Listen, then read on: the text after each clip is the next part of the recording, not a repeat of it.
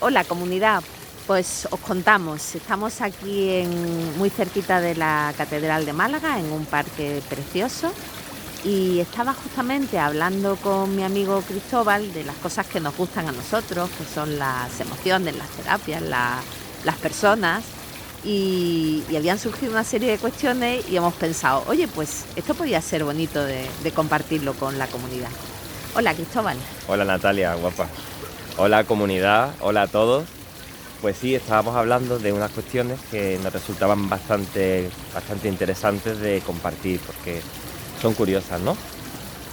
Y te voy a preguntar, Natalia, hay personas que dicen que no creen en la terapia, ¿no? Hay mucho de esto de, no, yo no creo en la terapia.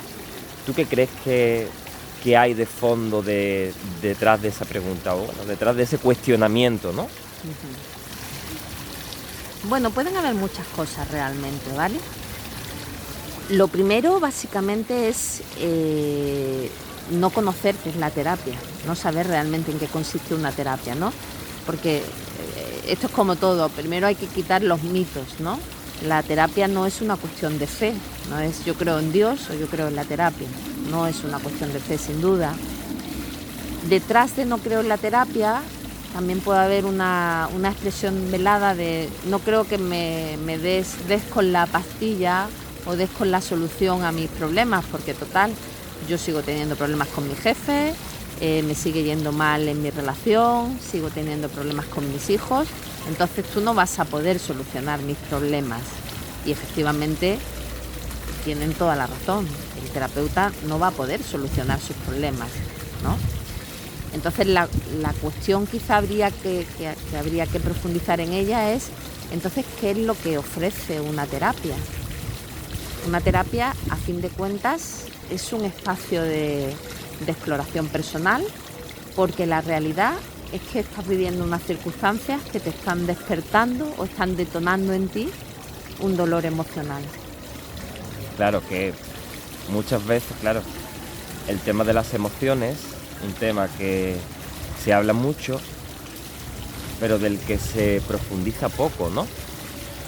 Es un tema que muchas personas en internet lo vemos, en redes sociales, se habla mucho, pero realmente luego, y a mí me ha pasado en el pasado, en un momento dado, ¿no? Luego realmente no le damos la importancia que tiene, porque al fin y al cabo nos, creo yo, Natalia, no sé lo que tú pensarás, yo creo que al final nos protegemos mucho a nivel conceptual, a nivel de pensamiento, ¿no?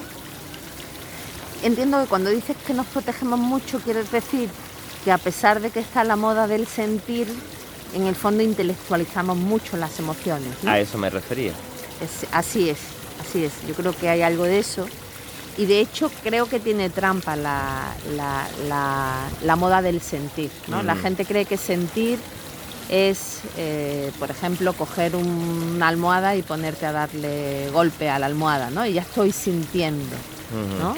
Y posiblemente habría que entender que para poder sentir algo, una persona tiene que permanecer en calma, ¿no? Tú no puedes atender algo si no estás atento y consciente, ¿no? Es muy difícil entender un problema si no tienes una cierta serenidad a la hora de enfrentar ese problema, y de la misma forma es muy difícil atender a la emoción si no tienes una cierta serenidad. Entonces, si tú de repente lo que haces es un estallido de ira y de furia y de golpes, me cuesta mucho pensar que puedas estar atendiendo conscientemente a tus emociones. Natalia, se me plantea una duda a lo que me estás diciendo. Creo que es una duda importante que no solamente se me plantearía a mí, creo que se le va a plantear pues a un terapeuta o a alguien que haga una labor de acompañamiento, que pueda ser pues un trabajador social también, o incluso a un profesor que se dedique a un tema de educación más emocional. Se me plantea una cuestión que creo que es importante. ¿Cómo podemos abordar, Natalia, el tema de esa resistencia inicial? Es decir, voy a intentar aclararme. ¿Cómo hago yo para entrarle a una persona, llegarle a esa emocionalidad sin que se despierte un rechazo inicial y diga, bueno, esa persona me está hablando de cómo me siento, de que explore mis sensaciones en mi cuerpo, de qué sentimiento tengo. Sin embargo, esa persona me está diciendo, me está viniendo con un problema y está pensando, este terapeuta o esta persona que tengo aquí acompañándome me está aquí tocando temas y me está tratando de cosas que yo no he venido a tratar. Es decir, como yo vengo a hablar de mi libro, ¿no? Efectivamente, claro, efectivamente. No, es que ha venido otra cosa y ahora tú, Natalia, pues te pones a hablarle de otro tema y esa persona, yo creo, y me ha pasado por gente cercana que tengo, pues que ha ido a un terapeuta a nivel más emocional y no ha vuelto a ir. La primera vez fue y me dijo, es que empezó a decirme que me tocara el pecho, que si me dolía en el pecho, que si me dolía aquí, allí. Y después ya no volvió. Partiendo de la importancia que tiene la emocionalidad, una vez que uno lo descubre, una vez que uno lo trabaja, una vez que uno empieza a ver los cambios, ¿cómo puede uno, te pregunto Natalia, esto ya es la pregunta clave, ¿cómo puede uno abordar a una persona que trae un problema, plantearle la cuestión emocional sin que se genere esa resistencia o esa reactancia que se puede generar de manera muy natural al principio en cualquier persona que no esté familiarizada, ¿no? Mira, hay algo que se hace completamente imposible y que ni el mejor terapeuta del mundo creo que lo va a poder abordar, que es una clara falta de motivación por la terapia, ¿no? Esto, cuando alguien llega a terapia y te dice yo vengo porque me manda mi hermano, mi padre, sí, o porque mi pareja quiere que esté en terapia porque dice que tengo problemas, yo le digo no pierdas ni tu tiempo ni tu dinero, ¿no? O sea, los milagros en Fátima, eso es lo primero. Pero efectivamente yo creo que lo que estás planteando va más allá de eso. Va más allá. Es esa persona que aparentemente sí viene en nombre propio porque tiene dificultades claras y sin embargo el terapeuta lo empieza a llevar por un lugar que la persona dice ¿a dónde vas? ¿No? Es como yo vengo a arreglar mi coche y empieza a hablarme de la sala de estar de mi casa, ¿no? Exacto, sí, como, sí. Esa es la sensación. A eso me refiero, yo tengo un problema y he venido a que tú me des un consejo de cómo puedo solucionar un problema, claro. Porque además te estoy hablando, esto se me viene además por un caso en concreto de una persona en concreta que yo he conocido y que me ha comentado. Además esa persona es una persona con una gran emocionalidad, que no es una persona fría o una persona que le cueste sentir, al revés. Entonces, ¿cómo planteamos a una persona que sí que está motivada, que viene a que le solucionemos un problema? Pues yo lo que diría es que a veces los terapeutas somos un poco impulsivos y a veces los terapeutas se nos olvidan la primera función primordial y básica que tenemos como terapeutas, que es escuchar al otro y empezar donde empieza el otro, ¿no? Es decir, si tú me vienes a hablar de un problema con tu coche, yo no te puedo hablar de un problema con tu sala de estar, porque tú, aunque yo crea que realmente para solucionar tu coche hay que hablar de la sala de estar porque allí tienes las llaves para abrir el coche, ¿sabes? Sí. Pero de alguna forma yo tengo que ponerme en el lugar donde está la persona que me está solicitando ayuda. Entonces, si tú me estás hablando de que tienes un problema para organizar tus documentos y eso te está generando malestar, yo tengo que hablar de tu documento y tengo que empezar a partir desde ahí, aunque sepa que es un medio para llegar a otro lugar.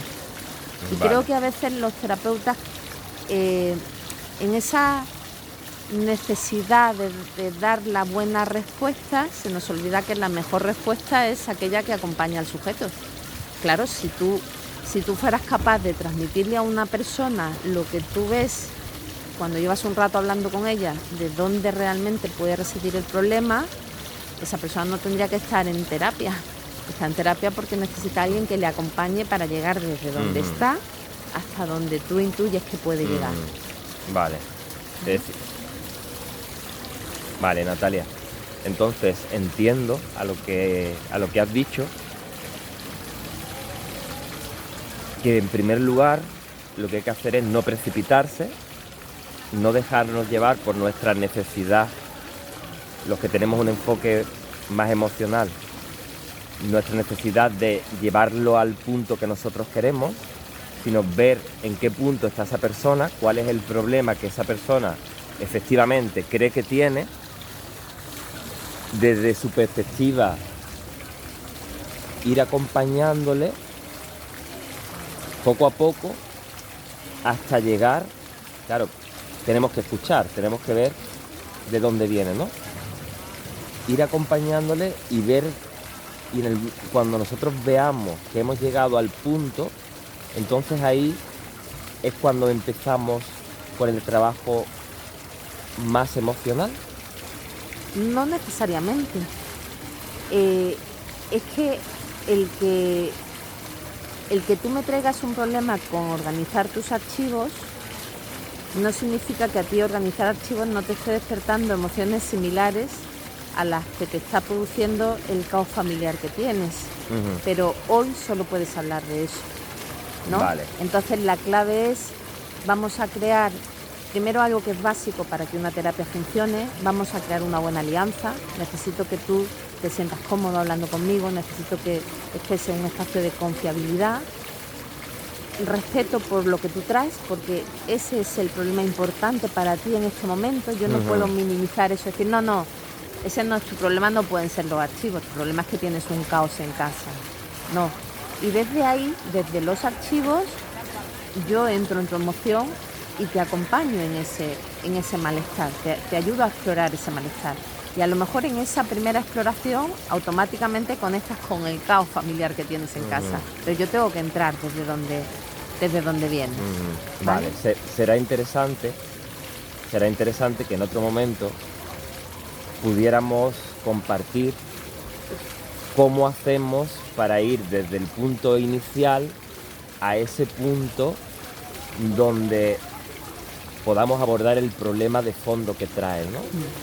Exactamente. Yo creo que al final iremos entendiendo que la clave siempre está en la emoción y cómo hay emociones que nos está costando mucho contemplarlas desde la serenidad suficiente como para poderlas gestionar adecuadamente.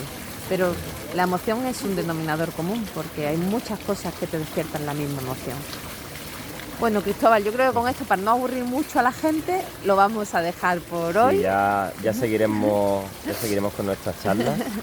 Y bueno, un saludo muy grande a todo el mundo, comunidad Piné. Un beso grande de mi parte. Un beso a todos. Gracias.